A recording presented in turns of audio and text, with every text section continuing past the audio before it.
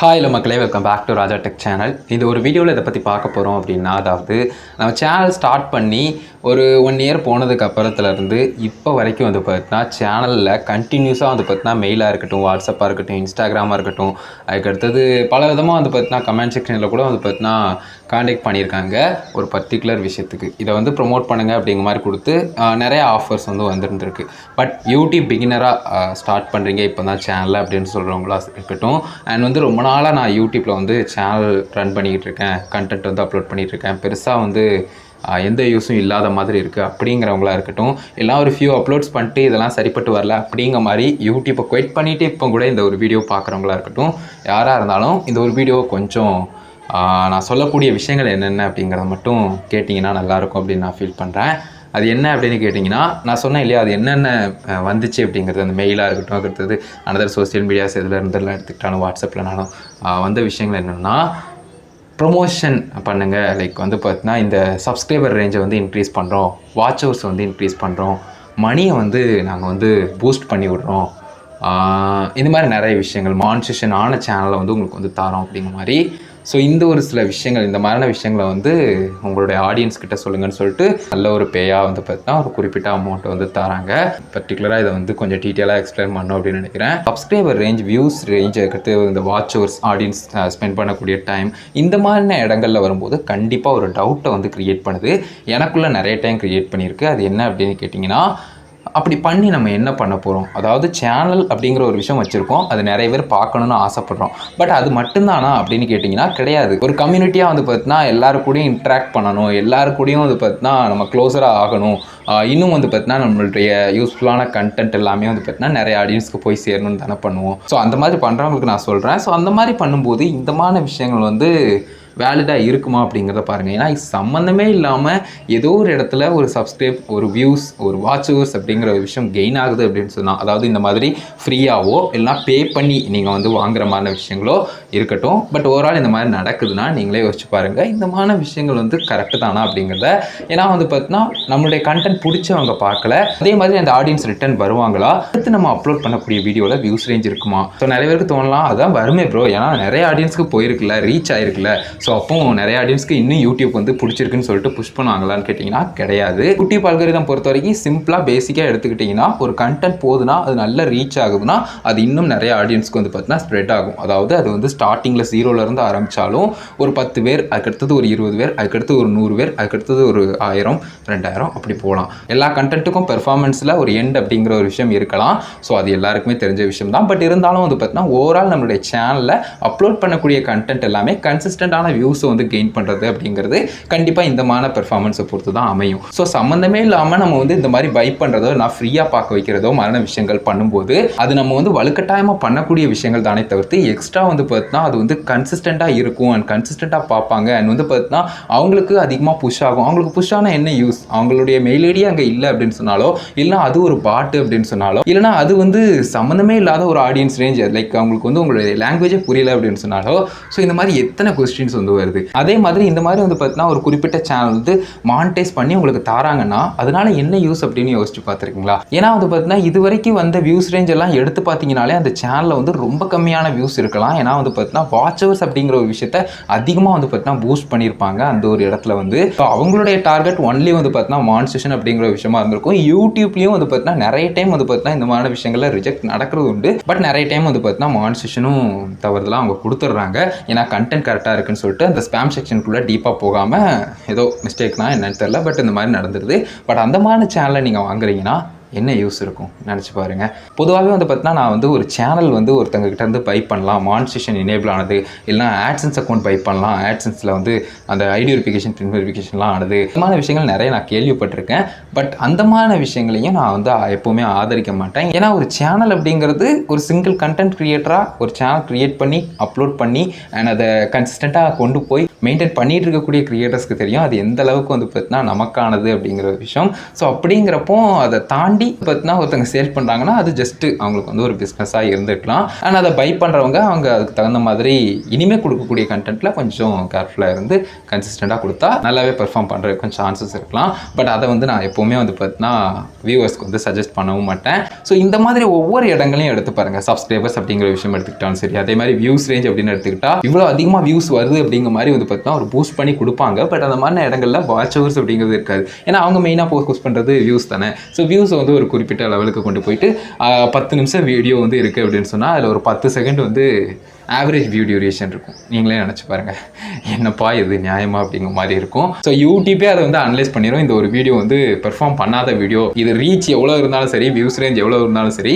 வேலிடான வியூஸை மட்டும் கவுண்ட் பண்ணிக்கிட்டு மற்ற எல்லாத்தையும் கழிச்சு விட்டுட்டு, இல்லைனா அந்த வியூஸ் ரேஞ்ச் அப்படியே இருந்தாப்புல வந்து பார்த்தீங்கன்னா அந்த வீடியோ வந்து டவுன் பண்ணிடுவாங்க. ஸோ அந்த ஒரு வீடியோ வந்து அகெயின் பெர்ஃபார்ம் பண்ணாது. ஈவன் அது ஒரு நல்ல கண்டென்ட்டாக இருந்தாலும் கூட நீங்கள் இந்த மாதிரி ஆக்டிவிட்டீஸ், ஸ்பேம் ஆக்டிவிட்டீஸ் பண்ணதுன்னு காரணமாக அது வந்து இந்த மாதிரி ஆகிறதுக்கு சான்ஸ் இருக்கும். அதே மாதிரி வாட்ச் ஹவர்ஸ் அப்படிங்கிற விஷயத்த நான் ஆல்ரெடி சொல்லிட்டேன். ஸோ குறிப்பிட்டு ஒரு 100 வியூஸில் வந்து பார்த்தீங்கன்னா ஒரு பல்காக ஒரு 1000 வாட்ச் ஹவர்ஸ் இல்லைனா அதுக்கு மேலேயும் கூட எடுக்கலாம். மெயினாக சொல்லக்கூடிய விஷயம் இது டெம்பரவரியான விஷயம்தான், நிரந்தரமானது கிடையாது. அதே மாதிரி ஏர்னிங்ஸ் அப்படிங்கிறத எடுத்துக்கிட்டாலும் கம்மியாக தான் பே பண்ணியிருக்கேன். பட் எனக்கு நிறைய வந்து ஏர்னிங்ஸ் வருது அப்படின்னு சொன்னால் அடுத்து கொஞ்ச நாளில் உங்களுடைய ஆட்சன்ஸ் அக்கௌண்ட்டே ரிஸ்கில் மாட்டலாம். ஏன்னா வந்து பார்த்தீங்கன்னா இன்வேலிட் கிளிக் ஆக்டிவிட்டீஸ் அதிகமாக நடக்குன்னு சொல்லிட்டு சிடிஆர் ஹையர் ஆகி உங்களுக்கு இஷ்யூ ஏற்படலாம். ஸோ அதை நீங்கள் தவிர்த்தாலும் கூட இந்த மாதிரியே போக முடியுமா?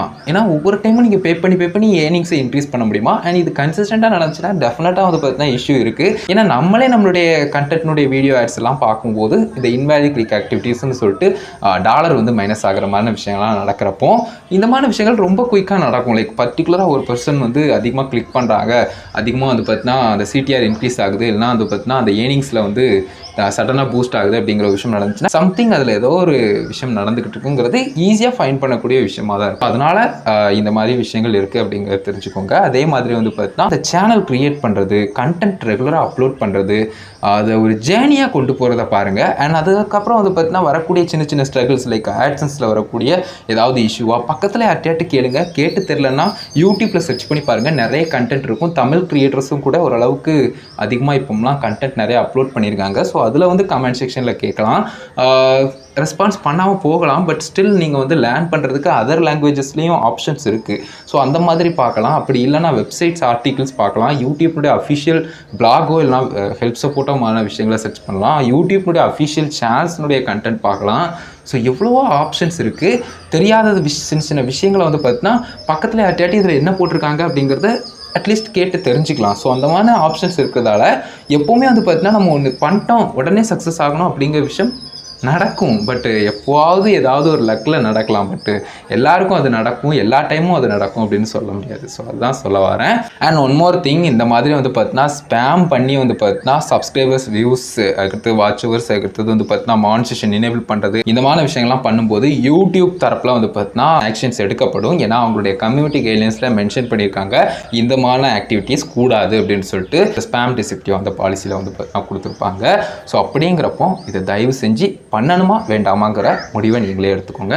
அண்ட் அது போக வந்து பார்த்தீங்கன்னா ஃபைனல் வேர்ட்ஸ் வந்து யூடியூப் தரப்பில் இஷ்யூ இருக்குங்கிறத சொல்லிட்டேன். அண்ட் அஸ் அ கண்டென்ட் கிரியேட்டராக நீங்கள் எந்த அளவுக்கு இதில் இஷ்யூவை ஃபேஸ் பண்ணுவீங்கிறதையும் சொல்லிட்டேன். ஏன்னா வந்து பார்த்தீங்கன்னா எத்தனை நாளைக்கு இதை பண்ணுவீங்க, அடுத்து கண்டென்ட் அப்லோட் பண்ணிங்கன்னா இதை பண்ணாமல் உங்களுக்கு எவ்வளோ வியூஸ் ரேஞ்ச் வரும், எவ்வளோ பெர்ஃபார்மன்ஸ் இருக்கும், அந்த ஒரு விஷயத்தை மட்டும் நோட் பண்ணிக்கோங்க. அதே மாதிரி சிலர் வந்து நினைக்கலாம் லைக் வந்து பார்த்தீங்கன்னா எனக்கு ஆல்ரெடி நல்ல பெர்ஃபார்மன்ஸ் இருக்குது, பட் எனக்கு இந்த ஏர்னிங்ஸ் வந்து ஒரு மாதிரி கம்மியாக இருக்குது, இல்லைனா வாட்ச் ஹவர்ஸ் வந்து கம்மியாக இருக்குது, எக்ஸ்ட்ரா கொஞ்சம் ஏற்றுறதுக்காக லைட்டாக ஏதாவது பண்ணலாமா அப்படின்னு கேட்டால்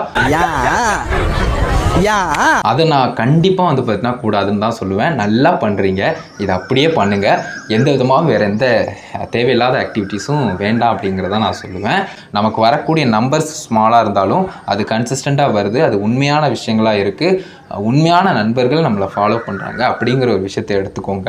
அண்ட் ஒவ்வொரு மிஸ்டேக்கும் பண்ணும்போது தான் அதுலேருந்து சில லேர்னிங் வந்து நமக்கு கிடைக்கும். ஸோ அந்த ஒரு லேர்னிங்கை எடுத்துக்கிட்டு அப்படியே போய்கிட்டே இருங்க. ஸோ இதுக்கு மேலே என்ன சொல்கிறது, அந்த விஷயங்கள் தான். ஸோ அதனால் வந்து பார்த்தீங்கன்னா ஆட்சன்ஸில் இந்த ஐடி வெரிஃபிகேஷன் இந்த இஷ்யூ வருது, டேக்ஸ் இன்ஃபோ சப்மிட் பண்ணும்போது இஷ்யூ வருது, பின் வெரிஃபிகேஷன் பண்ணுறப்போ இது டிலே ஆகுது, என்ன பிரச்சனைன்னு தெரியல, சில்வர் ப்ளே பட்டன் வாங்குறப்போ இந்த இஷ்யூ வருது. ஸோ ஒவ்வொரு டைமும் இஷ்யூ வரதாங்க செய்யும், அதை ஃபேஸ் பண்ண கற்றுக்கோங்க.